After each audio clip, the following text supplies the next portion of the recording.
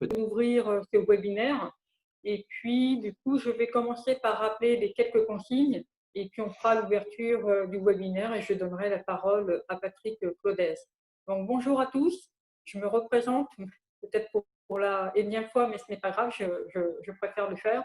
Donc, je suis Isabelle Malherbe, la conseillère formation de la PFRH Centre-Val de Loire et nous organisons ce webinaire qui s'est déroulé en 2 séances, aujourd'hui et hier, sur le thème de la résilience. Donc, je vais juste prendre quelques minutes pour rappeler les consignes. C'est de couper votre caméra et votre micro pour que seul Patrick Claudès et moi-même puissions apparaître à l'écran. Et nous avons également Alexandra Messan que vous voyez apparaître sous le logo PFRH Centre-Val de Loire qui est en back-office et qui va partager un petit peu les slides au fur et à mesure du webinaire. Donc, je rappelle voilà, les consignes. Vous avez la fonction chat qui vous permet de réagir avec nous sur les propos de Patrick, commentaires, des avis. Vous pouvez poser des questions en lettres capitales et à la fin de chacune des séquences, moi je prendrai des questions, je les poserai à Patrick et il y répondra. Donc n'oubliez pas de noter votre prénom, comme ça permet un petit peu de personnaliser les questions et les réponses. Si jamais nous sommes coupés pendant le webinaire, pas de panique. On prendra quelques minutes de pause pour se reconnecter sereinement, mais il vous suffira juste de cliquer sur le lien avec lequel vous êtes entré dans le webinaire et de mettre le mot de passe, le code, et puis nous pourrons nous retrouver tous ensemble. Moi, on me dit que le webinaire peut être coupé dans 10 minutes. Donc voilà, je viens de rappeler les consignes en cas de coupure. Donc c'est fait.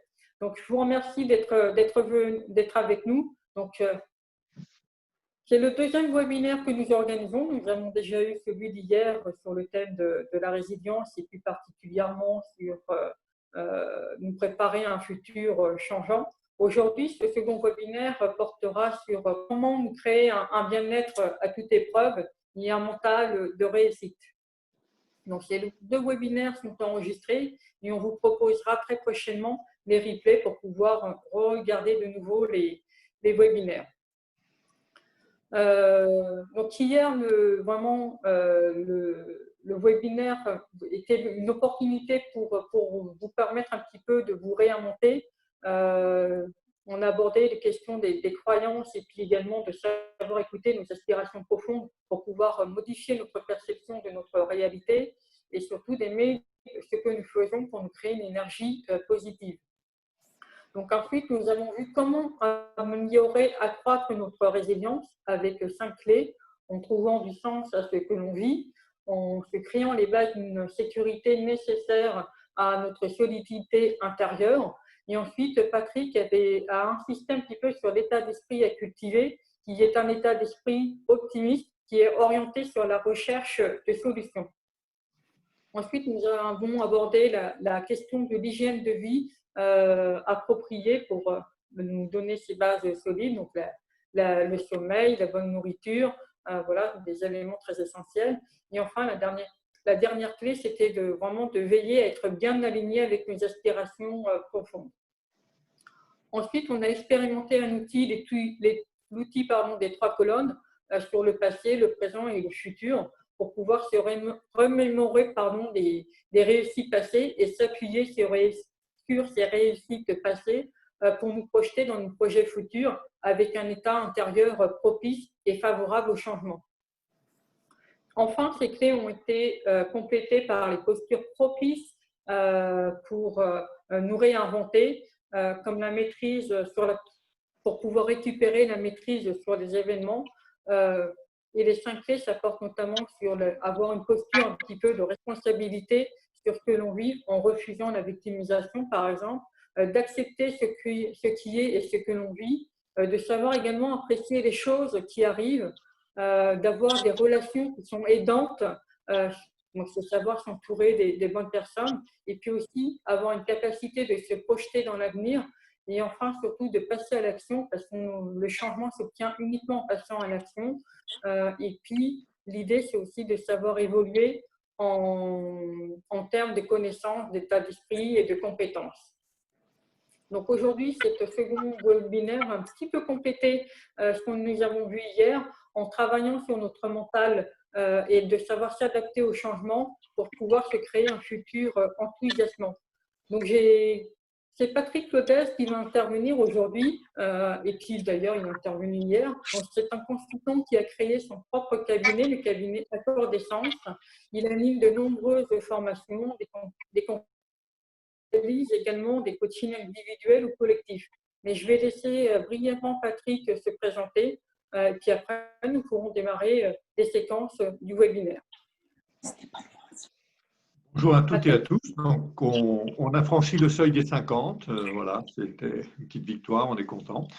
Alors oui, je m'appelle Patrick Claudez, je suis conférencier, coach et formateur. Et finalement, moi, ce qui m'intéresse beaucoup qui m'anime en fait dans ma vie professionnelle, eh bien, c'est de permettre aux gens de récupérer leur pouvoir sur leur vie professionnelle. Ah, quelqu'un me dit on ne me voit pas.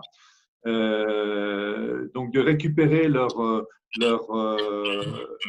pouvoir sur leur vie et d'être capable d'élaborer leur vision du futur et surtout de connecter à tout leur potentiel pour pouvoir se rapprocher de leur futur désiré. Et j'ai passé pas mal d'années dans l'administration. Et il y a 4 ans, j'ai démissionné de l'administration. Alors, je précise toujours que je n'ai pas quitté l'administration parce que j'étais en froid avec elle ou fâché avec elle, certainement pas, mais tout simplement parce que je sentais que mon évolution passait par être dans un autre statut, on va dire. Et voilà, je suis ravi de ce que je fais aujourd'hui. Donc, je rends l'antenne. Merci Patrick. Alors, du coup, le thème des webinaires, c'est sur la résilience. Aujourd'hui, on sait comment travailler un mental, se créer un mental. Donc, quelle est la condition sine qua non, Patrick, pour se créer un futur motivant et y parvenir? Alors, ce qu'on va beaucoup aborder dans cette partie pour effectivement se créer un futur qui ait du sens pour nous, eh bien, c'est la notion de vision. Je pense qu'on a tous entendu, qu'on a tous lu cette citation de Sénèque qui dit « Il n'y a pas de bon vent pour celui qui ne sait pas où il va ». Quelque chose comme ça, hein, je vous la cite de mémoire. Et donc, finalement, la vision, c'est justement ce qui nous permet d'avoir des bons vents dans notre vie, c'est-à-dire d'avoir pris le temps de définir l'endroit où on a envie d'aller, parce que ça va nous permettre de profiter des bons vents.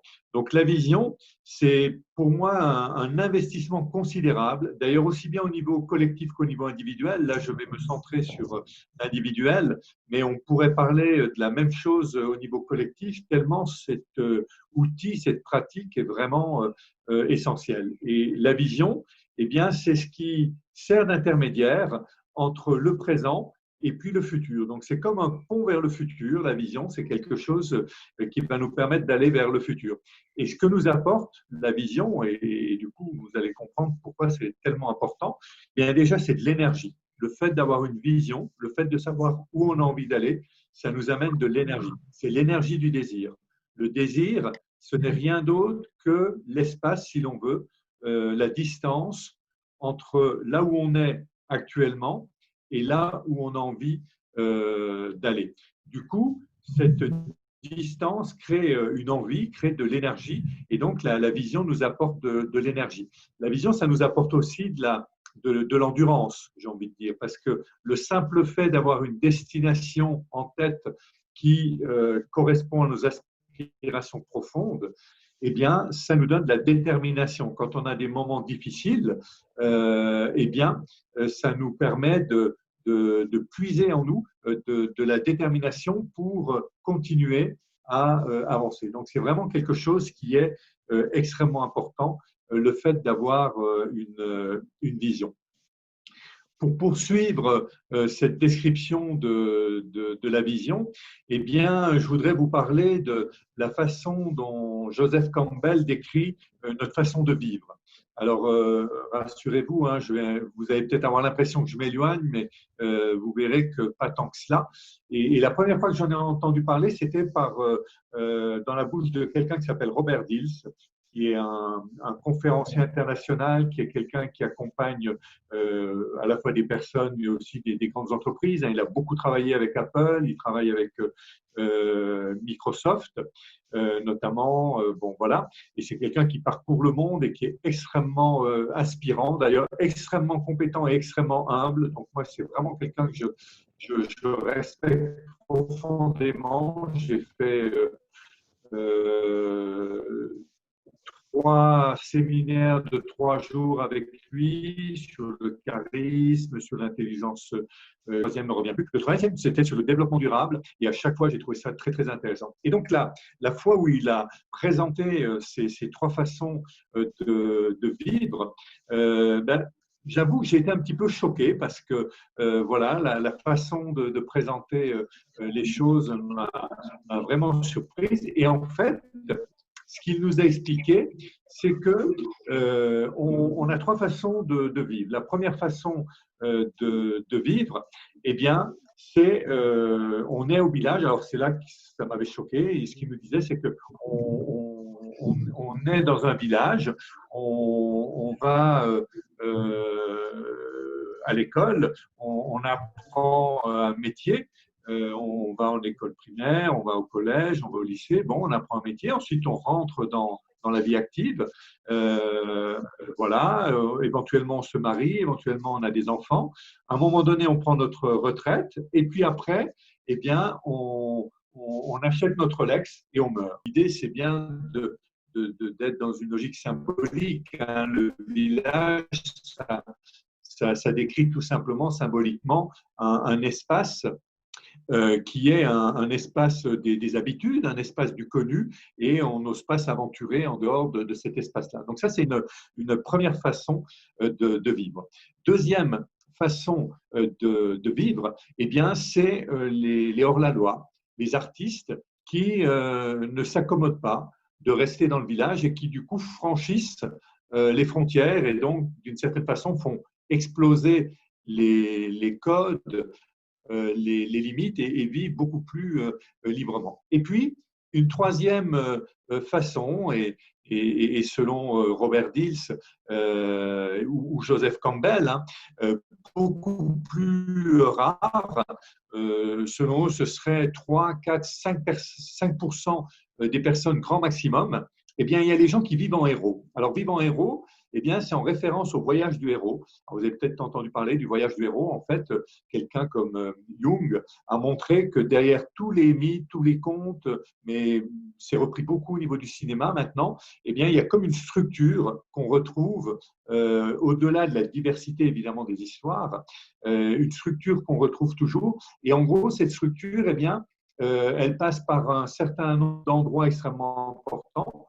Premier élément, pardon, première étape, si l'on veut, c'est à un moment donné, le héros entend un appel à sortir des limites, à sortir du connu, à quitter le monde ordinaire pour aller dans le monde extraordinaire. Et alors, bien souvent, le héros résiste, mais à un moment donné, il y a un personnage, une fée, un mentor, qui l'aide pour franchir le seuil. Et ça, c'est une étape extrêmement importante des films, des contes. Donc, à un moment donné, on ose quitter le domaine du connu, on ose prendre le large, hein, si l'on veut. C'est Ulysse qui prend le large.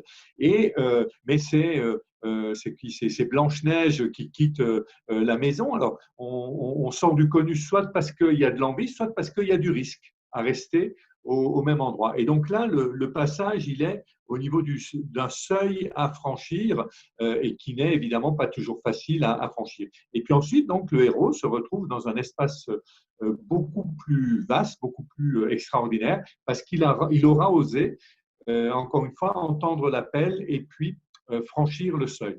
Et donc, par analogie, eh bien, les gens qui vivent en héros, c'est des gens qui osent, à certains moments, quitter le connu quitter le domaine où ils sont pour transformer leur vie, pour s'éloigner de ce qui était confortable et oser bien, aller se réinventer, oser aller faire autre chose. Donc ça, c'est les trois façons de vivre selon des gens intéressants. Et c'est en ce sens que je n'oublie pas le thème de notre vision, c'est que pour vivre en héros, eh bien, à un moment donné, ce qu'il faut, c'est justement entendre l'appel. Et entendre l'appel, c'est comprendre ce que l'on désire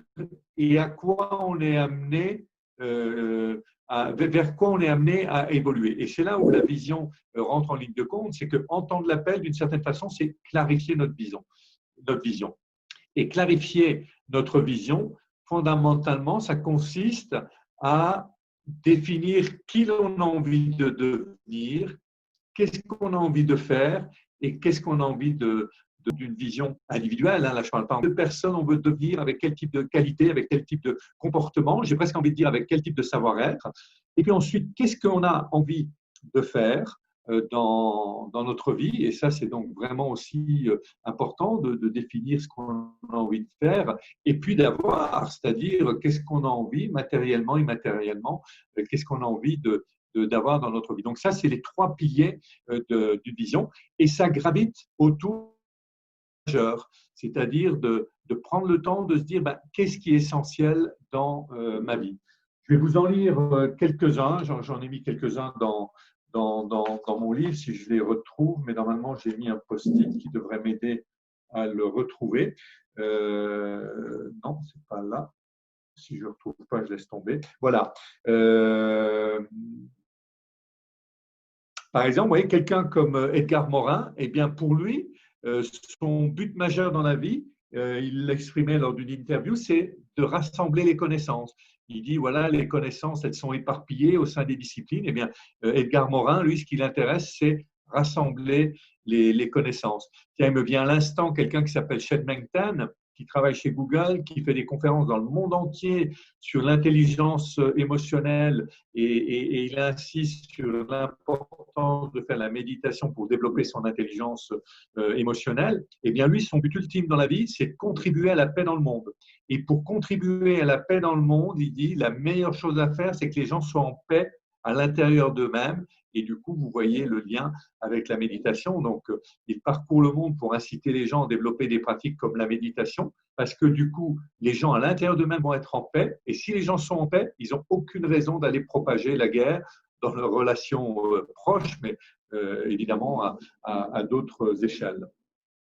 Un jour, moi, j'ai eu en coaching une personne qui avait clarifié son but majeur dans la vie et donc une partie de sa vision, ça n'épuise pas la vision, hein, le but. Mais elle avait dit, moi j'ai envie de travailler avec des dirigeants pour favoriser l'émergence d'entreprises durablement rentables, hautement vivantes, respectueuses de leur environnement et valorisant les hommes et les femmes y travaillant. Donc on sent, rien qu'avec une phrase comme ça, vers quoi cette personne a envie d'aller. Voilà, je vous donne un dernier exemple. Hein. Une personne qui disait, eh bien moi, mon but, c'est de… Voilà, évidemment, il n'y a aucun jugement à avoir, ce sont juste des exemples. Et une vision, c'est ça, c'est un but qui a du sens pour nous, et après des objectifs plus concrets. Hein, je me souviens avoir accompagné une personne pour qui ce qui était important, c'était de contribuer à l'émergence d'organisations. Alors, comment elle disait ça? Humaniste et écologique.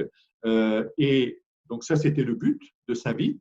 Et derrière, elle avait comme objectif, par exemple, de devenir directrice d'un parc naturel régional. Et puis aussi, si je veux donner d'autres choses sur sa vision, il y avait l'idée de quitter Paris pour aller vivre en province. Et puis, de se créer une maison à Ossaturbois. Donc, on sent la cohérence d'une personne lorsqu'il y a cette vision. Et du coup, voilà, la vision, c'est vraiment un moyen d'aller vers une réussite durable. c'est un moyen d'aller vers une réussite durable. D'abord parce que on est ce qui nous tient à cœur et du coup on a de l'énergie, on a de l'envie. Et puis quand on est dans cette logique de vision, et c'est là où la vie est bien faite d'une certaine façon, eh bien en se rapprochant de notre vision, on s'aperçoit qu'on se rapproche toujours plus de notre zone d'excellence ou de notre zone de génie. Appelez ça comme vous voulez, mais je me suis rendu compte que souvent zone de génie ça fait peur, c'est trop. Alors je parle d'excellence, c'est-à-dire un endroit où on a les compétences qui vont nous permettre d'exceller, qui est très précieux. Et puis la vision, eh bien, ça fait le lien entre nos désirs et les résultats. C'est-à-dire que on a des désirs, mais les désirs souvent c'est un petit peu flou. Je cite souvent l'exemple de Walt Disney qui disait ben voilà, moi je désire quelque chose, au loin, ça brille, ça scintille. Et vous voyez que ce n'est pas suffisant. Pour passer du désir au résultat, on a besoin de quelque chose d'autre. Et donc, ce quelque chose d'autre, c'est la vision, où justement, on va traduire en quelque chose d'un peu plus opérationnel, d'un peu plus précis, donc avec un but, avec des objectifs, pourquoi pas avec des étapes.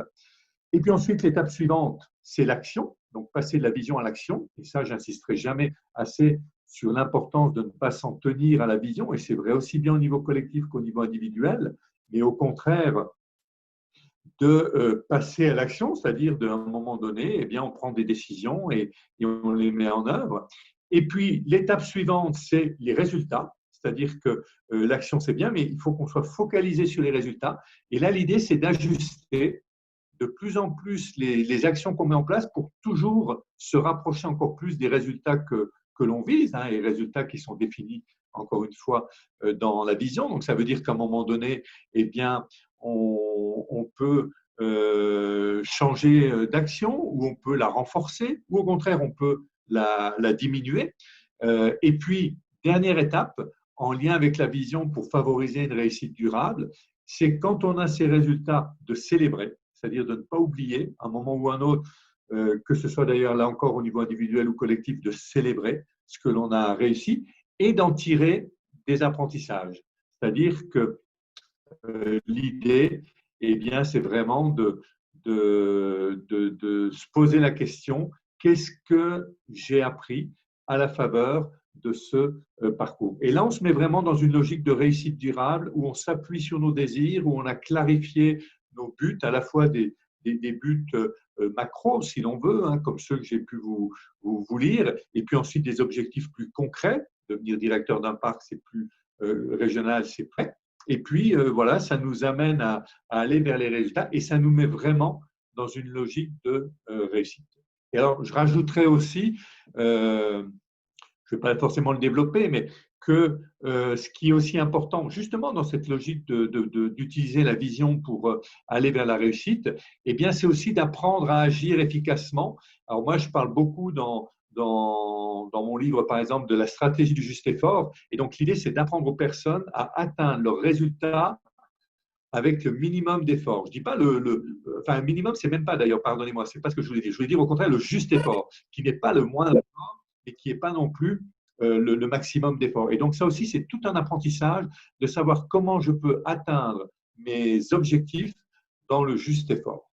Voilà, mais je ne veux pas en dire plus parce qu'avec la coupure, on a déjà un petit peu débordé, hein, mais je voulais prendre le temps quand même de vous décrire ces éléments-là.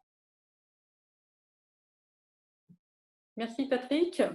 Donc, c'était vraiment très intéressant de voir que pour se créer un futur motivant, la première étape, c'était de se créer une vision et de la clarifier et ensuite de se mettre à l'action. Est-ce que par rapport à cette première séquence, il y a des questions, des commentaires, des réactions? Vous avez la possibilité évidemment d'utiliser le chat, hein, donc n'hésitez pas avant de passer à la seconde séquence. C'est vrai que les questions, c'est très utile. Ça me permet de préciser, de voir ce qui n'a pas été suffisamment clair. Bonjour Patrick, je suis. Je n'ai pas le reste. Je ne sais pas s'il y a que moi qui n'ai pas la fin. Peut-être que la personne est en train d'écrire.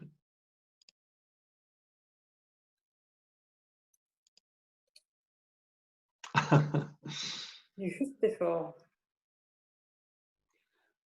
Alors oui, c'est quelque chose, moi, qui m'anime beaucoup parce que, bah, voilà, on parle beaucoup de RPS, hein, bien évidemment, parce qu'on les constate. Et je crois qu'on n'a pas forcément toujours appris à être dans cette notion du juste effort. Donc moi, c'est quelque chose sur lequel j'ai beaucoup travaillé. J'ai même, c'était un grand plaisir pour moi d'animer des séminaires sur la stratégie du juste effort. Mais alors, en gros, l'idée de la stratégie du juste effort, c'est déjà l'idée d'agir sur la base du désir plutôt que de la contrainte. Et là, je ne vais plus redévelopper ce que j'ai dit, mais la vision nous y aide, puisque la vision, ce n'est pas il faut faire telle chose, il faut réussir telle chose, c'est j'ai envie d'aller à tel endroit, j'ai envie de réussir telle et telle chose. Et déjà, ça, c'est un changement mais considérable. L'idée de se dire, eh bien, j'ancre mon action dans le désir. Et c'est pareil au niveau collectif. À un moment donné, j'ai travaillé à l'IFOR, hein, pour ceux qui connaissent cet institut de formation, on a élaboré notre vision, ben, d'un seul coup, eh bien voilà, ça nous donne de l'envie, ça nous donne de la fierté par rapport à notre projet. Et donc, on est dans une énergie positive, dans une énergie de désir. Même si on nous demande plein de choses, ça ne change pas. On nous demandait avant plein de choses, on nous demandait encore plein de choses une fois qu'on avait élaboré notre vision. Mais du coup, eh bien, ça avait un autre sens et il y avait l'énergie du désir. Deuxième chose, c'est, voilà, moi je crois très important d'apprendre aux personnes d'utiliser le bon équilibre entre ce qu'on appelle la position haute et la position basse. La position haute, c'est la position de l'expert, c'est la position de celui qui sait, c'est la position de celui qui conduit. Et la position basse, c'est quand on se met en recul, quand on se met en retrait. Eh bien ça, c'est extrêmement important d'apprendre à jouer de ces deux postures, position haute, position basse, parce que évidemment, si on n'est qu'en position basse, ça ne va pas fonctionner, parce que là, on est trop, quelque part, on est quasiment désengagé. Par contre, souvent, l'écueil que l'on voit, c'est que les personnes sont tellement animées par l'envie de réussir leur mission, ce qu'elles doivent faire, que sans s'en rendre compte, elles sont trop en position haute. Et trop en position haute, ça veut dire qu'on chasse l'engagement des autres. Quelqu'un qui est trop en position haute, il chasse l'engagement des autres. Et là, du coup, eh bien, il se retrouve à porter trop. Et évidemment qu'il y a le risque d'y faire trop d'efforts. Et puis, pour un petit peu pas être trop long, mais en même temps donner quelques éléments. Je crois que c'est Iklas, hein, le prénom de la personne qui a posé la question. Eh bien, une troisième notion, merci de me le confirmer, une troisième option extrêmement importante pour aller vers le juste effort, c'est de savoir lâcher prise. C'est-à-dire qu'à un moment donné, quand on a fait ce qu'il fallait et que si on se rend compte que ça n'avance pas, eh bien, et c'est un petit peu contre, je ne sais pas comment dire, moi, contre nature, mais c'est très important d'apprendre à lâcher prise parce que quand on est trop dans le contrôle, qu'on est trop dans la recherche de la maîtrise, on risque c'est difficile à expliquer avec des mots, mais de crisper les dynamiques, on risque de les freiner. Et à un moment donné, souvent, quand on lâche prise, on s'aperçoit que, encore une fois, quand on a fait ce qu'il fallait, hein, eh bien, les choses s'arrangent. Vous avez travaillé suffisamment dans l'administration pour savoir que le juste effort n'est pas dépendant de soi, mais il est imposé par l'autre. Non, je ne suis pas tout à fait d'accord. Je pense que le juste effort, c'est quelque chose qui s'apprend. Et hier, hein, je ne sais pas si vous étiez là, on a longuement parlé de la nécessité de se responsabiliser et de ne pas se victimiser. Je pense que dans le sens de ce qu'on a pu dire hier, eh bien, prénom, si c'est Daouya, bon, ou si c'est Roy, le prénom, j'ai un petit doute là. Mais Daouya, pardonnez-moi. Donc Daouya, je crois qu'à un moment donné, il faut vraiment reprendre en main la responsabilité par rapport à tout ce que l'on vit et notre façon de nous comporter, ça ne dépend que de nous. Les objectifs, on nous les donne, ça on est bien d'accord. Mais la façon dont on travaille, à un moment donné, à partir du moment où on respecte les règles, hein, bien évidemment, eh bien, je crois que c'est capital de prendre à 100% la responsabilité de la façon dont on travaille pour atteindre nos objectifs. Et ça, je crois que ça dépend plus de notre tempérament, mais aussi de nos apprentissages que de l'autre. Même si, évidemment, qu'avec certaines personnes, ça peut être compliqué. Mais voilà, je crois que c'est important d'apprendre à fonctionner dans cette logique du juste effort, parce que sinon, il y a toujours le risque de basculer dans la surchauffe. Et on sait bien que l'étape d'après, ça peut être le stress, et l'étape d'après, ça peut être un burn-out. Hein, et parfois, on a besoin de ces pannes, j'ai presque envie de dire, de ces grandes difficultés pour prendre conscience que peut-être on n'était pas dans la bonne stratégie. Hein, le juste effort, c'est une stratégie. Et du coup, voilà, ça nous permet d'évoluer. Merci Patrick. On va peut-être passer à la prochaine séquence. Donc là, on a vu que se créer une vision, c'est une condition un petit peu sine qua non pour se créer des conditions de réussite. Mais est-ce qu'il y a également des éléments favorables pour soutenir et nous emmener vers notre réussite, et au contraire des obstacles qu'il faudrait savoir identifier et affronter?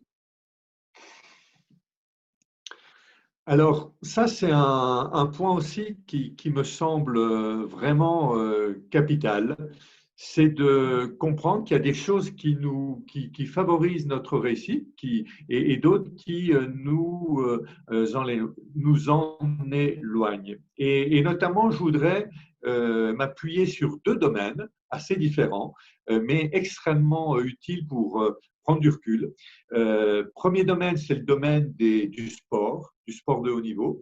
Et le deuxième domaine, c'est le domaine des neurosciences. Alors, si on prend d'abord jusqu'à quelle heure je pourrais aller, Isabelle, pour tenir compte du fait qu'on a déconnecté, que je vois à peu près le temps dont je dispose pour cette partie-là? Peut-être 5 minutes avant d'être déconnecté, mais moi, je reçois un petit message. Donc, à ce moment-là, je vous ferai un petit signe. Si c'est 5 minutes, je vous ferai ce signe-là. Mais je veux dire, je peux Pour prendre à moi, peu c'est près combien de temps? d'ici 5 minutes à peu près. Hein. Seulement 5 minutes Je vais pour répondre à reconnecter cette vers question? 15h40, quelque chose comme ça. Mais donc, je dois répondre à cette question uniquement en 5 minutes, c'est ça que vous... Non, vous faites votre séquence, mais on risque d'être déconnecté à peu près dans 5 minutes. Ah, Voilà. encore? OK. Alors, mais maintenant on a l'habitude, donc c'est pas grave. Voilà. Alors, d'abord, si on prend le domaine du sport, donc s'il y a bien un domaine où il y a une obsession de la réussite, ou s'il y a une obsession de la performance, eh bien, c'est vraiment le domaine du sport de haut niveau. Et en même temps, ces gens qui sont tellement entraînés, qui sont tellement motivés, eh bien, on l'a tous vu, d'une certaine façon, il y a deux types de champions. Il y a les champions dont on n'entend pas toujours autant parler avant la finale, voilà, qui sont évidemment excellents, mais qui le jour de la finale, quand il y a vraiment un enjeu fort, donnent le meilleur d'eux-mêmes et font leur meilleur match, leur meilleure performance. Et puis il y en a d'autres, au contraire, qui, quand il n'y a pas vraiment d'enjeu fort, peuvent être excellents, mais par contre, le jour où il y a le match qu'il ne faut pas perdre, eh bien, ce jour-là, ils peuvent s'écrouler. Et donc, c'est intéressant de voir mais, qu'est-ce qui fait qu'on a ce type de situation. Et on a tous vu, je prends l'exemple du tennis par exemple, un joueur de tennis qui est en finale à un moment donné, parfois même, peut-être même il était à deux doigts de gagner et d'un seul coup, on sent que tout s'écroule à l'intérieur de lui-même, qu'il perd son sang-froid, qu'il perd ses moyens. Comme on dit, j'entends des drôles de bruit là. Comme on dit, il joue petit bras le jour de la finale et du coup, il perd le match alors qu'on était persuadé qu'il allait le gagner. Et en fait, ça, c'est intéressant. Et du coup, il y a deux éléments de compréhension qui sont essentiels par rapport à notre propos. La première chose, c'est cette notion du bien-être. Donc, on voit bien que la différence entre les personnes, c'est la capacité à rester dans le bien-être. Et en étant dans le bien-être, eh bien, on a toujours cette capacité à nous connecter à nos ressources. Alors que si je commence à avoir peur, si je commence à sortir de ma zone de flow, comme on dit parfois en psychologie positive, eh bien, je perds le contact je perds le contact avec mes ressources. Et alors, si on veut aller encore un petit peu plus loin, et alors moi, ça m'intéresse beaucoup en coaching parce que je crois que c'est vraiment là le point majeur, eh bien, ce qui est intéressant, c'est de se dire, finalement, qui a le pouvoir à l'intérieur de nous-mêmes.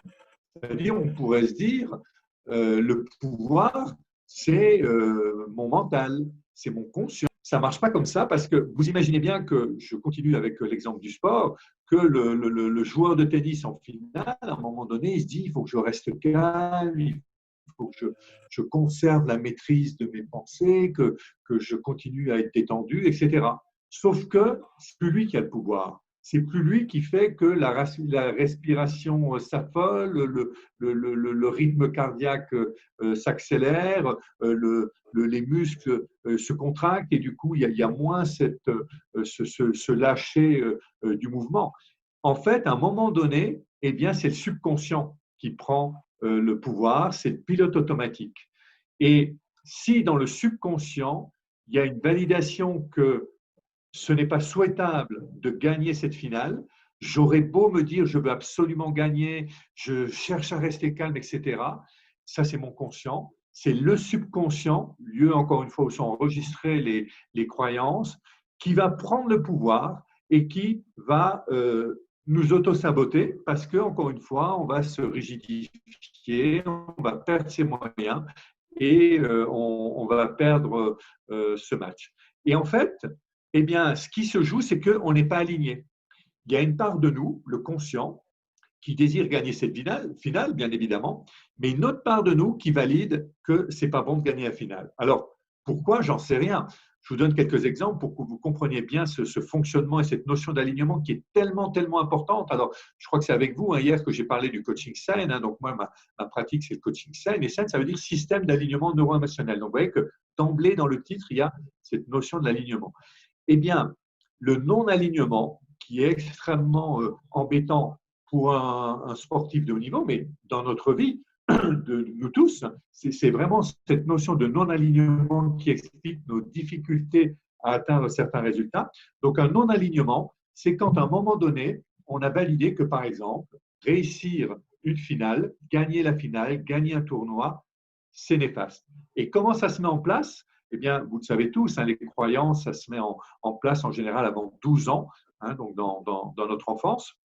Et donc, imaginez, je prends un exemple pour que ce soit concret, que, ce joueur de tennis, pour garder le même exemple, eh bien, a eu un père qui a gagné un tournoi.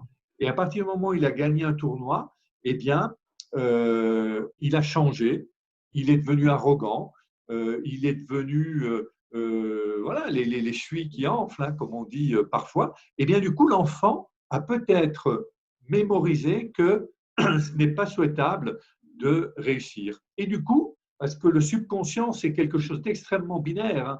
Le subconscient, c'est bien ou c'est pas bien. Eh bien, dans son subconscient, il a validé que gagner, c'est risquer de devenir arrogant. Et du coup, évidemment qu'il a envie de gagner avec son conscient la finale, mais son subconscient lui dit non, surtout pas. Parce que si tu gagnes la finale, tu risques de devenir comme ton père et du coup de casser les pieds aux gens et de te mettre les gens sur le dos.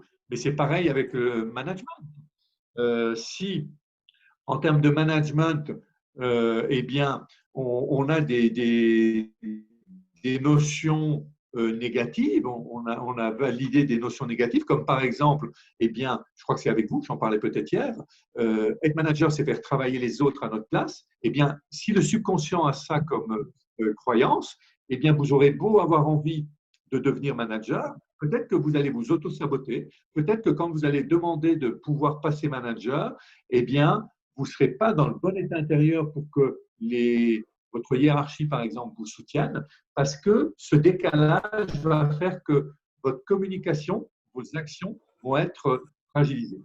Donc, qu'est-ce qui nous éloigne de la réussite? Eh bien, il y a déjà cette notion de non-alignement qui fait qu'on n'est pas dans le bien-être.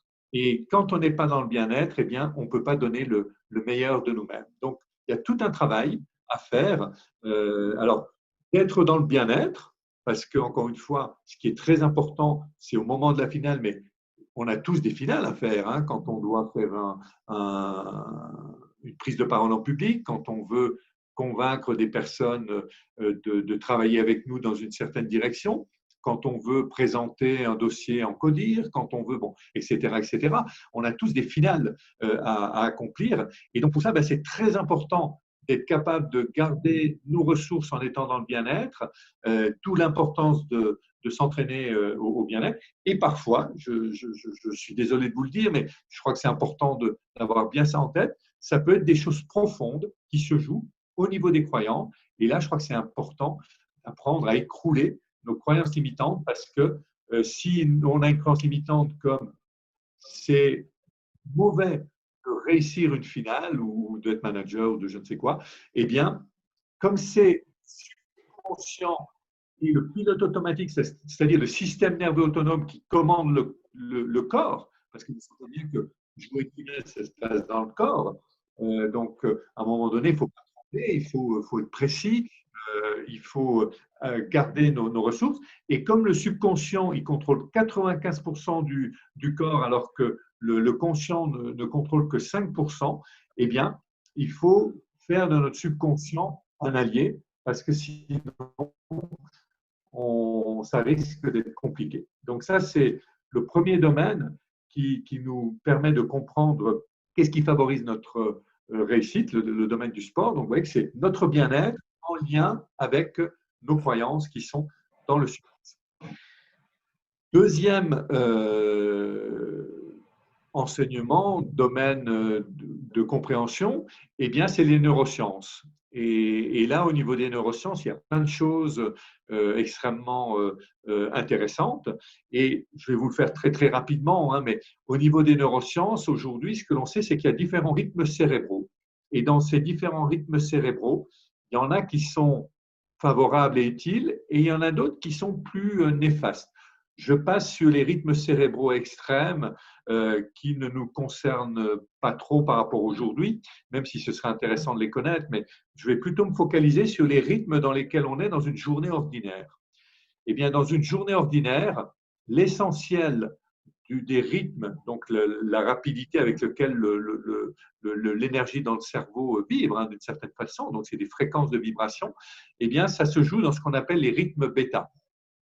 Et les rythmes bêta, on a le rythme bêta inférieur, qui est le rythme dans lequel on est quand on fait quelque chose de très facile, sans enjeu, on répond à un mail, on passe un coup de fil, c'est très facile, bêta inférieur. Bêta moyen, c'est peut-être le rythme dans lequel vous êtes actuellement, c'est-à-dire le bêta moyen qui est un petit peu plus rapide, c'est le rythme quand on est un petit peu challengé, quand on apprend des choses quand on entend des choses auxquelles on n'est pas habitué. Donc du coup, voilà, il y a un supplément de concentration. Et puis après, il y a le bêta supérieur. Et le bêta supérieur, c'est le rythme du mental, mais qui est déjà pas mal stressé. Et du coup, cette accélération crée une suradaptation. Donc là, en bêta supérieur, le cerveau est en suradaptation. Et quand il est en suradaptation, eh bien voilà, c'est d'abord, alors ponctuellement, ça peut être utile, hein, mais quand dans la durée, ça devient notre rythme majoritaire et la vie moderne peut nous amener à cela, eh bien, on est dans un stress peut-être chronique qui peut aller vers l'hyperadaptation et vers évidemment le burn-out. Et le problème du bêta supérieur, c'est que du coup, il y a une chimie dans le corps qui est autour, ben, vous le connaissez, hein, c'est l'adrénaline, c'est le cortisol, et du coup, voilà, ce sont des choses qui sont néfastes pour notre santé, mais qui sont néfastes pour notre capacité à avoir accès à nos ressources, parce que du coup, eh bien, tout est fait, c'est un héritage de nos lointains ancêtres, hein, tout est fait pour que l'énergie, les moyens sont mis dans les extrémités, pour pouvoir courir si un lion débarquait, pas virtuel celui-là, mais dans les pièces où on se trouve. Et donc là, on a besoin d'avoir toute notre énergie pour pouvoir courir, pour faire face au lion. Ça, dans le passé, c'était utile. Aujourd'hui, la complexité n'est pas de cette nature-là, sauf une agression, mais c'est quand même plutôt rare. Et pourtant, bien le corps a hérité de ce mode de fonctionnement dit reptilien, où eh bien, l'énergie quitte le néocortical, qui est la partie la plus intelligente de notre cerveau, va dans le reptilien, va dans le système limbique, le système émotionnel, et du coup, on se coupe de nos ressources et on a un déficit de créativité. Et puis, il y a un dernier rythme dont je ne vous ai pas encore parlé, donc rappelez-vous, bêta inférieur, bêta moyen, bêta supérieur, mais encore plus lent que le bêta inférieur, il y a le rythme alpha. Et le rythme alpha, les neurosciences parlent du pont alpha, parce que c'est un rythme qui crée 2 minutes, c'est ça, qui crée de l'harmonie. Donc, c'est un rythme qui crée notamment de l'harmonie entre l'inconscient, le subconscient et le conscient. Et quand on est en alpha, eh bien, automatiquement, on crée des neurotransmetteurs, donc une autre chimie. Donc, ce n'est plus de l'adrénaline et du cortisol qu'on crée. Cette fois-ci, c'est de l'ocytocine, c'est de l'endorphine, c'est bon. Tout un ensemble de neurotransmetteurs positifs. Et là, par contre, le néocortical peut fonctionner au maximum. Et c'est là où on a la créativité, c'est là où on a les idées, c'est là où on est capable d'imaginer différentes stratégies. Et donc, tout l'enjeu, nous disent les neurosciences, c'est d'arriver en alpha pour avoir accès à nos ressources qui va nous permettre de réussir. Et là, en fait, ce qui nous aide pour cela, c'est d'être dans le bien-être. C'est-à-dire que si vous êtes dans le bien-être, automatiquement, le rythme du cerveau chute, mais c'est positif, en rythme alpha. Et quand on est en rythme alpha, eh bien, on atténue les pensées négatives, on atténue des émotions négatives, de frustration, de colère, de tout ce que vous voulez, pour au contraire être dans des émotions positives, dans des pensées positives. Et la neurobiochimie qui se met en place, avec ocytocine, endorphine, etc., anandamide, etc., eh bien, est favorable. Et du coup, on a accès à nos ressources, on a notamment accès au néocortical, et c'est là qu'on a le maximum de créativité, c'est là qu'on a vraiment accès à nos ressources. Et donc, vous voyez que le sport, comme les neurosciences, eh bien, nous disent, apprenons à être dans le bien-être, parce que c'est ce qui nous permet d'être au meilleur de nous-mêmes et de pouvoir réussir en utilisant toutes nos ressources. Je regarde s'il y a quelques questions sur le fil de discussion, puisqu'on avait pu vraiment terminer vos deux exemples, Patrick, pour nous indiquer comment être dans le bien-être, ce qui était une des conditions pour pouvoir nous conduire sur le chemin de la réussite.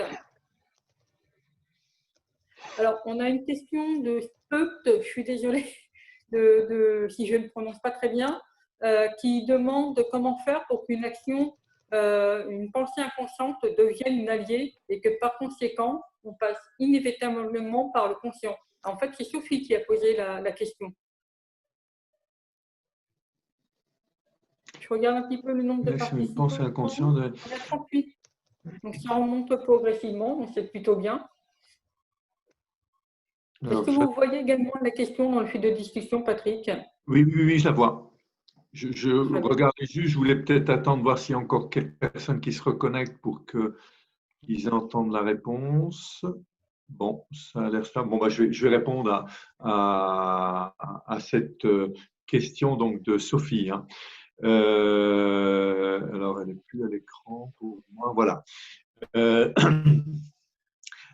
Comment faire pour qu'une action, une pensée inconsciente devienne une alliée, etc. En fait, à un moment donné, encore une fois, je crois qu'il y a ce qui est important de bien avoir à l'esprit, c'est que le bien-être nous aide à tirer au mieux parti de nos ressources. Donc ça, c'est une chose importante.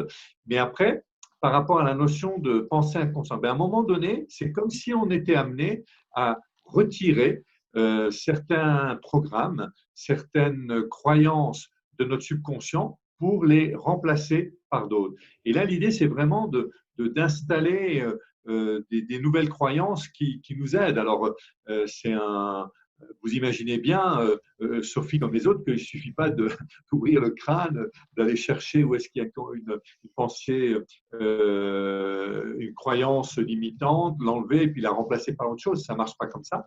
Par contre, eh bien voilà, c'est à un moment donné déjà de se rendre compte, d'être conscient qu'on a un certain nombre de programmes limitants, d'un certain nombre de croyances limitantes et d'essayer ensuite de voir que voilà, ce sont des croyances, d'abord de bien bien avoir ça en tête, c'est des croyances, ce ne sont pas des certitudes, ce ne sont pas des vérités scientifiques, ce sont des croyances. Et puis ensuite de se dire, ben voilà, je fais écrouler ces croyances limitantes. Alors comment je peux faire? Ben, déjà, c'est intéressant d'acquérir des connaissances qui vont dans le sens de croyances plus positives que celles qui peuvent nous limiter. Donc, de lire, de regarder des vidéos, de participer à des webinaires, d'échanger avec des personnes qui ont d'autres croyances.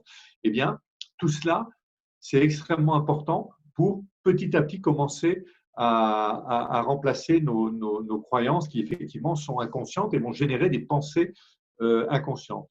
Et puis ensuite, ce qui peut être aussi intéressant, c'est d'être comme un petit peu un détective et donc d'aller chercher tous les éléments que l'on peut trouver qui montrent que finalement notre croyance limitante est fausse. Donc, vous voyez,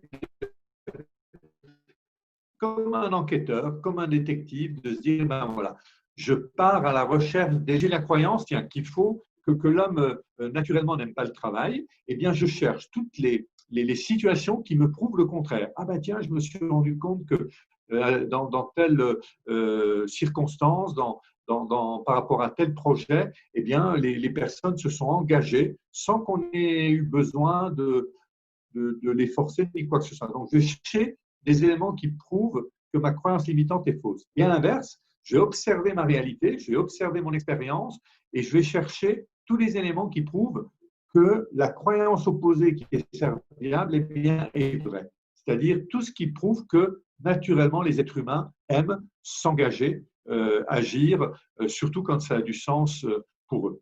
Et puis après, alors là, on rentre dans un domaine qui est plutôt du domaine du coaching. Je ne peux pas vous dire le contraire, Sophie, ou de la thérapie d'ailleurs. C'est tout ce qui nous permet de transformer les croyances avec des méthodologies, je pourrais dire, particulières. Alors moi, j'utilise, comme je vous disais, le coaching style.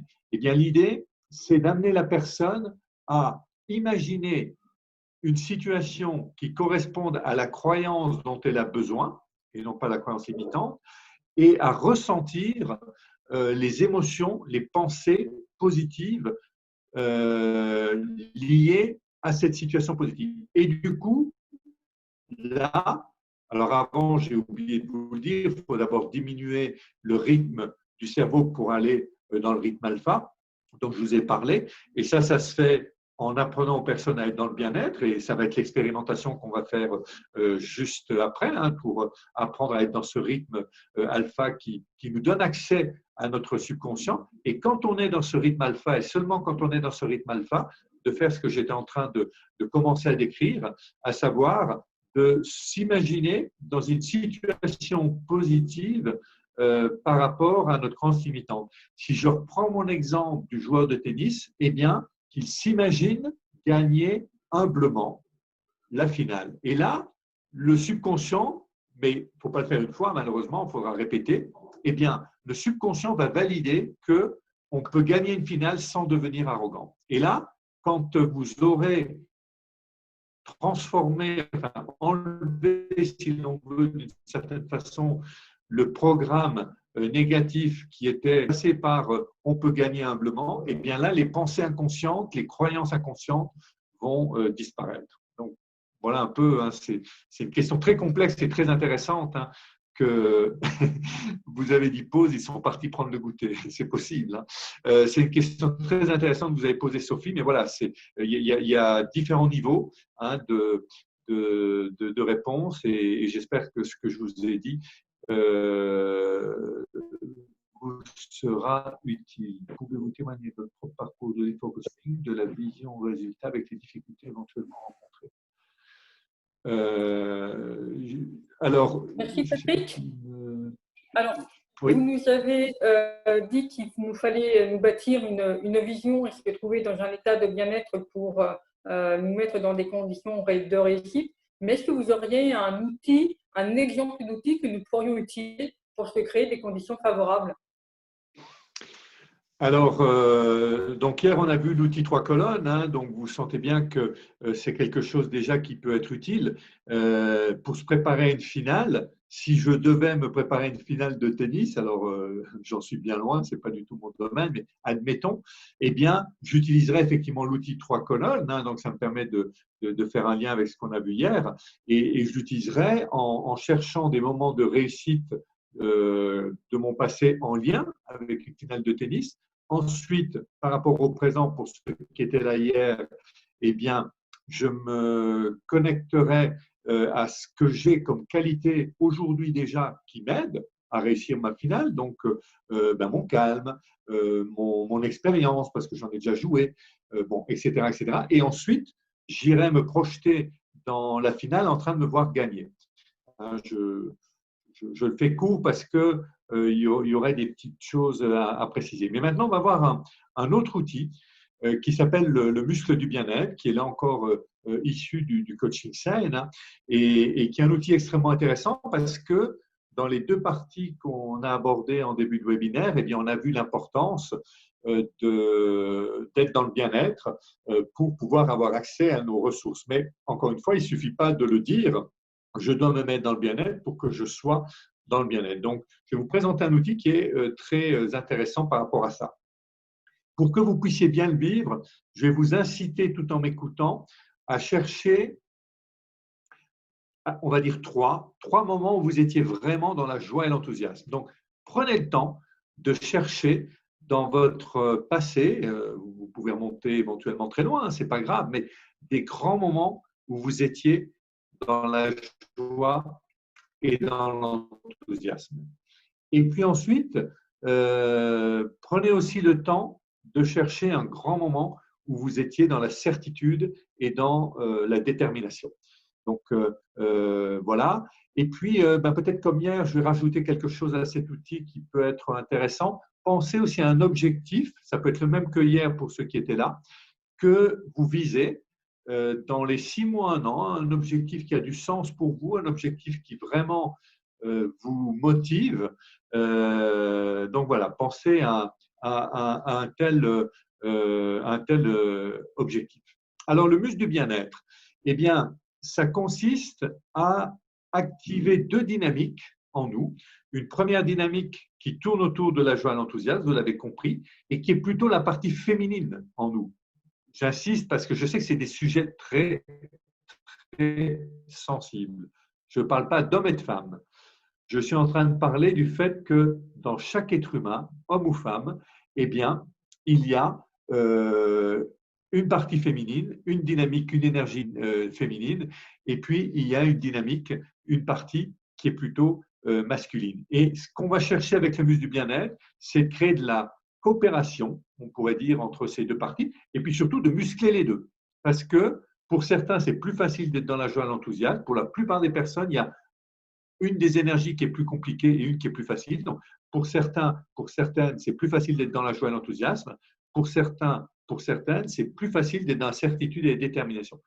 Mais nous, ce que l'on veut, ce que l'on vise, c'est de renforcer ces deux courants émotionnels, un de joie et d'enthousiasme, l'autre de certitude et de détermination. Et pour y arriver, eh bien, on va juste raviver des moments où on a été dans la joie et l'enthousiasme, raviver des moments où on était dans la certitude et la détermination, parce que quand on les ravive, eh bien, au bout d'un moment, ça devient de plus en plus facile, quand on s'entraîne, d'induire des émotions de joie et d'enthousiasme et d'induire des émotions de certitude et de détermination.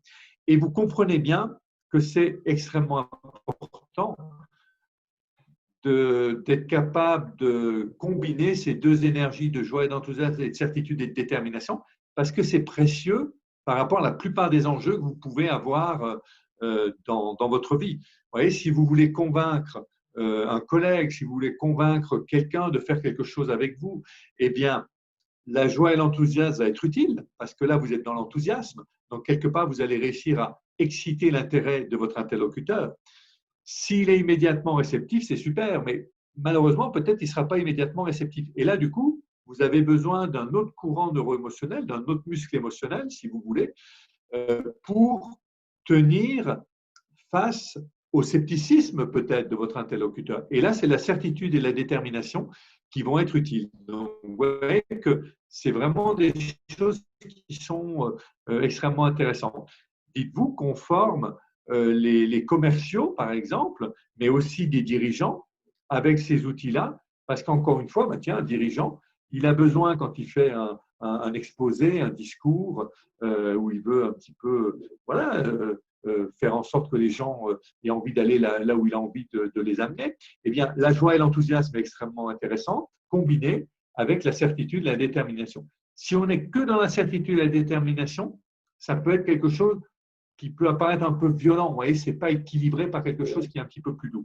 Un petit peu, oui, un petit peu plus doux. Si on n'est que dans la joie et l'enthousiasme, eh bien, il y a le risque de ne pas être suffisamment dans cette énergie masculine qui va permettre de traverser l'obstacle des résistances, si l'on veut, en face de nous. Et à l'inverse, quand on a ces deux courants qui sont présents, eh bien, c'est beaucoup plus facile, on utilise beaucoup mieux les ressources. Et ensuite, alors, je vous guide un peu. Hein, normalement, je prends beaucoup plus de temps, bien évidemment, pour expliquer ces différents rythmes. Mais quand on fait que le muscle du bien-être, ce n'est pas tout à fait ce que l'on va faire, mais pour être quand même un peu complet dans ma description du muscle du bien-être, eh bien, quand on a fait ça, la joie et l'enthousiasme, la certitude et la détermination, on amène les gens à se poser la question pourquoi c'est important, et on fait grimper la personne dans des états émotionnels de plus en plus élevés. Et en fait, les états émotionnels de plus en plus élevés, ça termine par la gratitude. Et donc, ça, c'est quelque chose d'important parce que quand on est dans la gratitude, automatiquement, on bascule en rythme alpha. Hein, donc, vous vous rappelez ce que l'on a dit sur la gratitude. Mais là, je vais vous le faire un petit peu différemment, mais vous allez être aussi, pour la plupart d'entre vous, je l'espère, en rythme alpha, mais on va l'utiliser ensuite pour et ça a à voir avec la question de Sophie par rapport aux pensées inconscientes. Hein, je crois que c'est Sophie, j'espère que je ne me trompe pas de prénom. Bon, ce n'est pas très grave, je ne retrouve pas. Sur les pensées inconscientes, eh bien, le simple fait de se projeter par rapport à nos objectifs et dans le bien-être sur nous en train de réussir, eh bien, ça nous aide à éviter que les pensées inconscientes nous détournent des résultats que l'on veut atteindre. Donc voilà un petit peu ce que l'on va faire.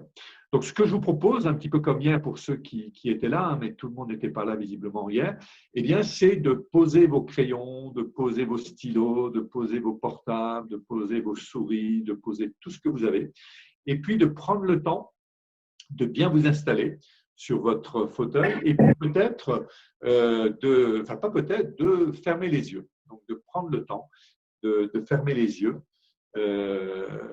et de vous reconnecter à vous-même. Et une bonne façon de se reconnecter à soi-même, c'est de se connecter à sa respiration. Et du coup, ce que je vous propose, c'est de prendre une grande inspiration par le nez. Et j'expire. Une deuxième grande inspiration par le nez. Et j'expire. Et là maintenant, je vous propose de repenser au premier moment de joie et d'enthousiasme.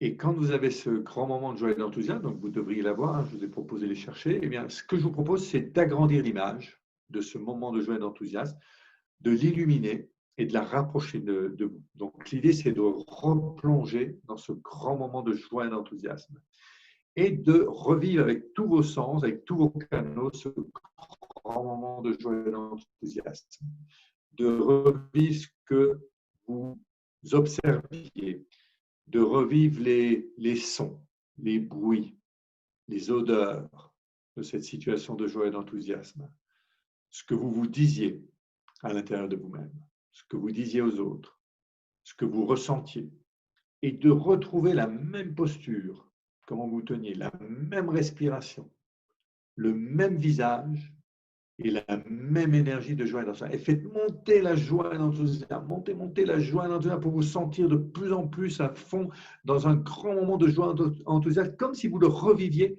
dans l'instant présent.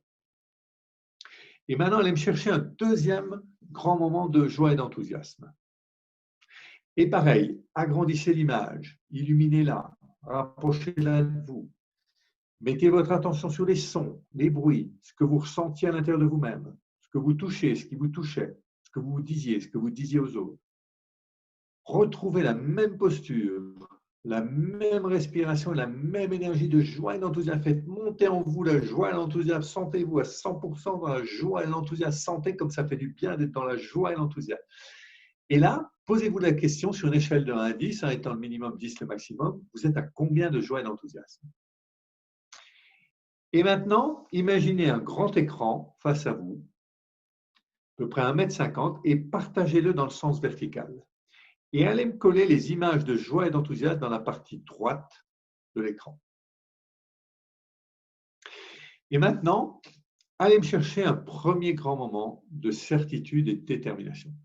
Et pareil, vous avez l'habitude, agrandissez l'image, illuminez-la, rapprochez-la de vous.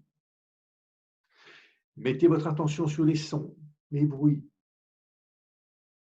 ce que vous ressentiez à l'intérieur de vous-même, ce que vous touchiez, ce qui vous touchait, ce que vous vous disiez, ce que vous disiez aux autres.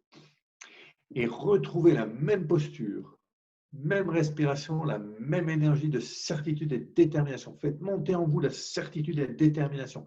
C'est les guerriers là en vous qui prennent le pouvoir et donc sentez cette énergie extrêmement forte, extrêmement déterminée de certitude et de détermination. Faites encore monter la certitude et la détermination. Essayez encore de dépasser un nouveau seuil, de grimper encore plus à un niveau de certitude et de détermination qui est toujours plus fort, de vous sentir de plus en plus à 100% dans la certitude et la détermination. Et aller chercher un deuxième moment de certitude et de détermination. Et pareil, agrandissez l'image, les bruits, ce que vous ressentiez à l'intérieur de vous-même, ce que vous touchiez, ce qui vous touchait, ce que vous disiez, ce que vous disiez aux autres. Retrouvez la même posture physique, comment vous teniez, la même respiration, la même énergie de certitude et de détermination.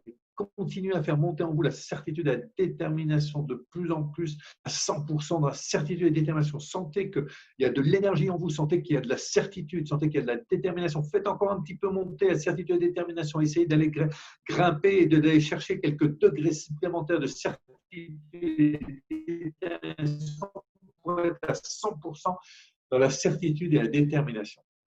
Et maintenant, allez me coller les deux images de certitude et de détermination dans la partie gauche de l'écran. À droite, vous avez la joie et l'enthousiasme. À gauche, vous avez la certitude et la détermination. Maintenant, gommez la frontière entre les deux et laissez les deux images se mélanger. Et voyez ce qui se passe en vous. Et plus vous vous entraînerez à faire ça, plus vous allez vous sentir dans un haut niveau de bien-être grâce au mélange de ces deux énergies de joie et d'enthousiasme et de certitude et de détermination.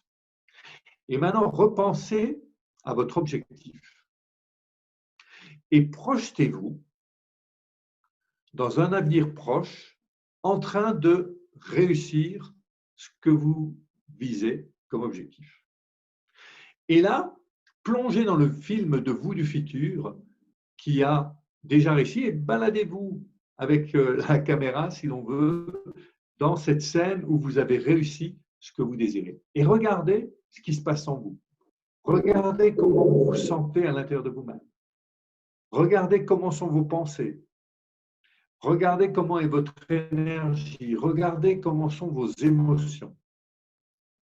Et prenez le temps d'identifier l'émotion majeure qu'il y a en vous.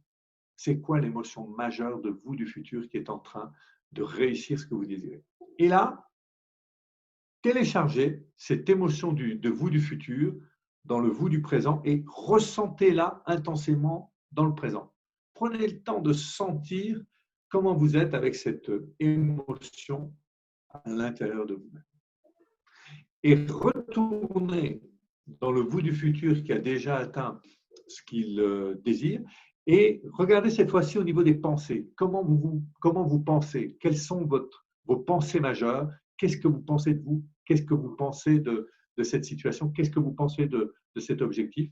Et pareil, ces pensées, téléchargez-les dans le présent et pensez-les dans le présent.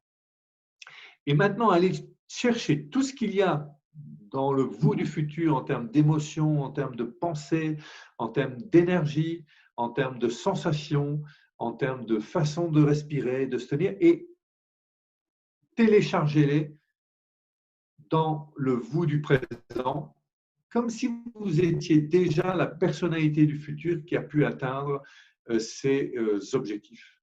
Et maintenant, cherchez à désirer profondément réussir, atteindre cet objectif que vous avez par rapport au futur. Cherchez à être à 10 sur 10, 11, 12, 13 sur 10 de désir d'atteindre votre objectif que vous désirez dans le futur. Et maintenant, repensez à votre objectif avec la sensation, la certitude que c'est déjà fait, que rien ne peut vous empêcher d'atteindre votre objectif. Et là, progressivement, eh bien, revenez dans la situation présente, dans cette pièce où vous vous trouvez, à l'heure où il est, et quand ce sera le bon moment pour vous, eh bien, je vous propose de réouvrir les yeux. Donc voilà la description de ce qu'on appelle le muscle du bien-être, qui est l'un des outils du coaching sain. Et alors voilà, évidemment, c'est un outil qu'il faut pratiquer pour pouvoir en retirer de plus en plus de bénéfices. Mais plus vous allez le pratiquer, plus vous serez équipé intérieurement, vous, à la demande, j'ai envie de dire, et pour faire du bien-être votre nouvelle norme. Et encore une fois, eh bien, retenez que le bien-être, c'est vraiment une source de réussite, une source de performance, parce que ça nous donne, non seulement on se sent bien, le bien-être, mais en plus, on a accès à nos ressources. Merci Patrick pour l'explication de cet outil. Est-ce qu'il y a des questions, des commentaires suite à cette proposition d'outils pour nous mettre dans un état de bien-être? Je regarde le fil de discussion.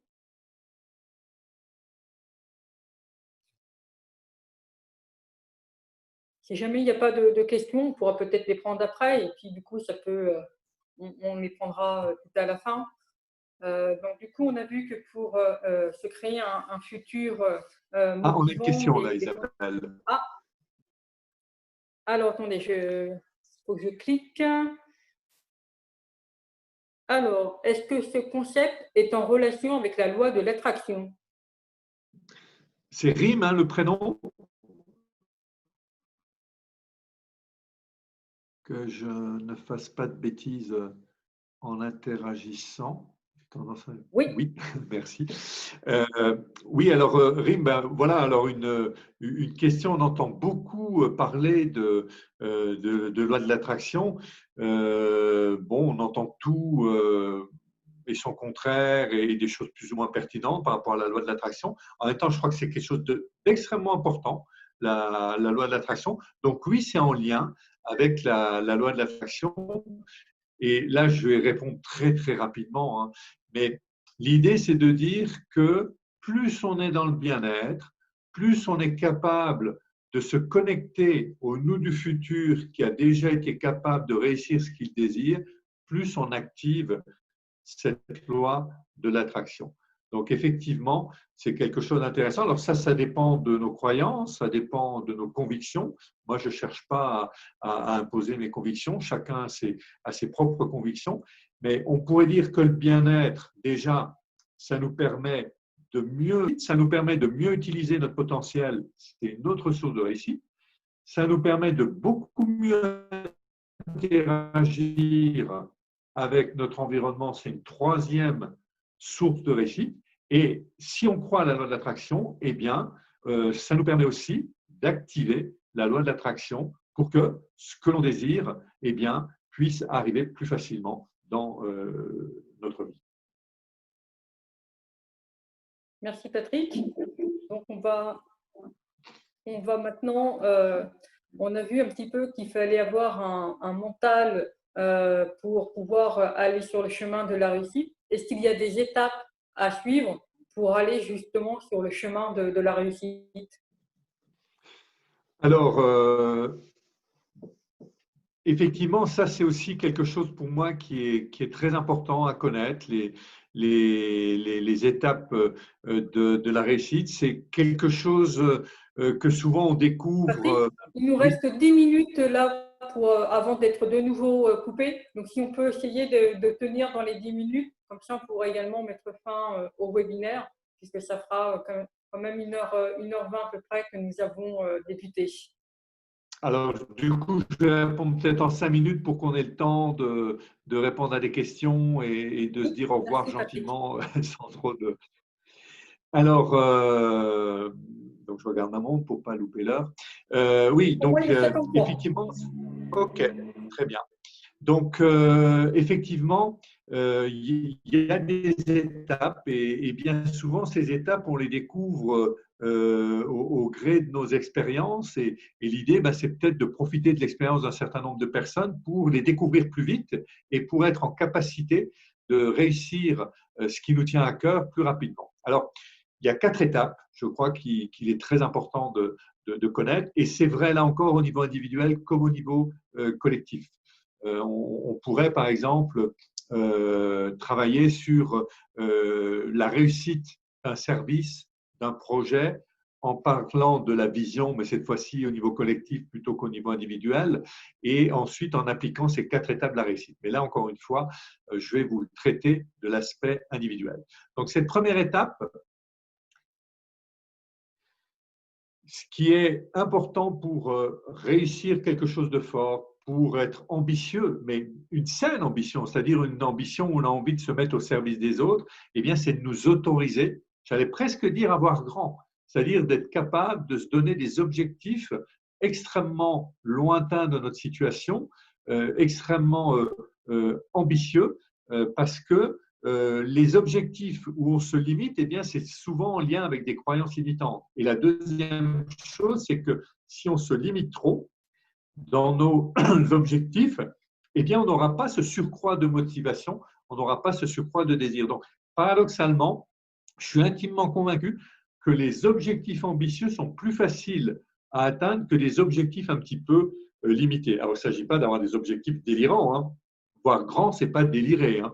Mais c'est d'avoir des objectifs qui sont des vrais objectifs ambitieux, que ce soit encore une fois au niveau individuel et collectif. Et donc, cette première étape, eh bien, elle est capitale, c'est de veiller quand on définit là où on a envie d'aller, quand on définit nos objectifs, quand on définit les résultats que l'on vise, de s'autoriser à avoir des objectifs qui soient ambitieux.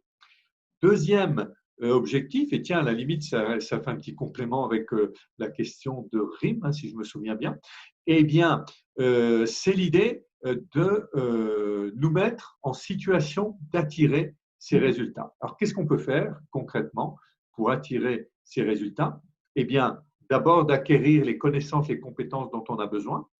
Et quand je parle de connaissances et de compétences, je pense bien sûr à des connaissances et des compétences techniques, mais je pense aussi à des compétences relationnelles, je pense aussi à des compétences émotionnelles, et puis je pense aussi, rappelez-vous ce que l'on a dit hier quand on parlait des 7 sions, de cette capacité à évoluer. Et donc ça, c'est de savoir évoluer. Donc ça, c'est vraiment une compétence majeure. Donc, on aura d'autant plus de capacité à réussir ce qu'on s'est autorisé en première étape, qu'ensuite, encore une fois, on crée les conditions de la réussite par ces choses que je viens de vous citer.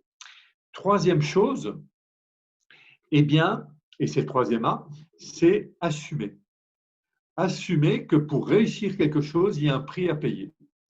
C'est le monde des bisounours que de croire qu'il suffit d'avoir une vision, il suffit de se donner des objectifs et y croire pour que tout aille bien. En fait, non, il y a un prix à payer. Et le prix à payer, eh bien, il y a d'abord les efforts à faire pour réussir ce que nous visons, hein. Et je vous le disais, moi, je suis vraiment partisan de cette stratégie du juste effort. Mais stratégie du juste effort ne veut pas dire qu'il n'y a pas d'effort. Encore une fois, c'est l'effort juste. Et donc, il y a un prix à payer. en termes d'efforts. Donc ça, c'est quelque chose d'important. Mais il y a aussi un prix à payer en termes de réaction de notre environnement. Il n'est pas si évident que cela que tout notre environnement ait envie que l'on réussisse ce que l'on désire. En général, il y a des mécanismes de jalousie, il y a des mécanismes de frustration qui font qu'on risque de décourager, d'avoir envie de décourager l'autre d'aller vers son plus beau futur parce que ça nous renvoie à ce que nous-mêmes, on n'a pas été capable de réussir. Donc ça, il faut l'anticiper parce que automatiquement, on va être confronté à cela. Donc ça, c'est le troisième A. Et puis le quatrième A, c'est l'action.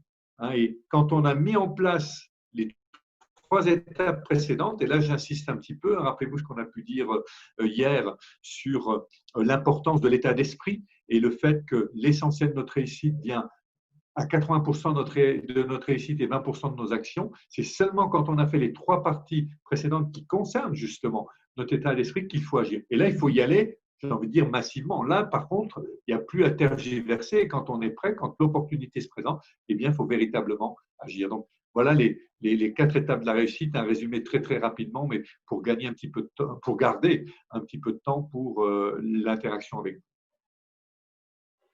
Pour les questions, effectivement, donc n'hésitez pas à poser vos questions dans le chat de discussion. J'en profite juste avant de prendre des questions pour rappeler qu'il y a le lien vers le document Google Form pour renseigner le nom, le prénom, la structure d'appartenance et également de laisser une évaluation. Et à partir de vos questionnaires, je pourrais vous renvoyer, si vous le souhaitez, les attestations de présence et vous pourrez également me faire un petit message à l'adresse électronique que j'ai mis dans le chat. Voilà. Est-ce qu'il y a des questions à ce stade? Je regarde. J'en profite pendant que vous regardez, hein, Isabelle, parce que tout le monde n'était pas là hier, pour rappeler que je mets en place à partir de dimanche des séances de coaching gratuites. Donc, ceux qui ont envie d'y participer, ce sera tous les dimanches soirs du mois de mai et du mois de juin, à partir de 20 heures. Donc, je mettrai en place des séances de coaching gratuites. Donc, l'idée, c'est de, un petit peu comme on le fait là, mais d'aller plus loin et là, d'être vraiment centré beaucoup sur les outils, donc de continuer à entraîner les personnes qui seront là. Donc, ça commencera ce dimanche. Et donc, juste l'idée, c'est de s'inscrire, alors avec Zoom, donc vous l'avez par définition, puisque vous êtes là, et de connecter au lien que je suis en train de vous envoyer. J'espère que je vais y arriver. Voilà. Et donc, voilà, donc pendant 7 dimanches, j'imagine, avoir cette possibilité de bénéficier de séances de coaching gratuites parce que je sens que la période qui vient, eh bien, peut continuer à poser des problèmes. Et du coup, voilà, je me suis dit, qu'est-ce que je peux faire moi à mon niveau pour accompagner les personnes? Et c'est l'idée qui m'est venue. J'espère que c'est une bonne idée. En tout cas, je la fais avec le cœur. Et donc, ceux qui auraient envie, parmi les personnes qui nous écoutent, d'y assister, eh bien, c'est avec grand, grand plaisir. Encore une fois, il suffit juste de vous connecter avec le lien que je viens de vous envoyer et de venir un petit peu avant 20 heures. On va essayer de, comme ici, hein, comme on l'a fait aujourd'hui avec vous. Moi, ce que je voudrais, c'est qu'on démarre à 20 heures. Alors, j'ai pris un abonnement Zoom, donc du coup, je ne devrais pas être embêté par Interrompu. le voilà, de ne pas être interrompu. J'ai fait ça pour vous, hein, parce que je n'avais pas du tout, a priori, envisagé de faire de prendre un abonnement Zoom. Mais voilà, je suis vraiment très, très content de faire cela, parce que pour moi, ça a du sens. Donc, j'espère que certains d'entre vous auront envie et la possibilité seront disponibles de 20 heures à 21 heures à peu près, hein, pour qu'on aille un petit peu plus loin par rapport à tout ça.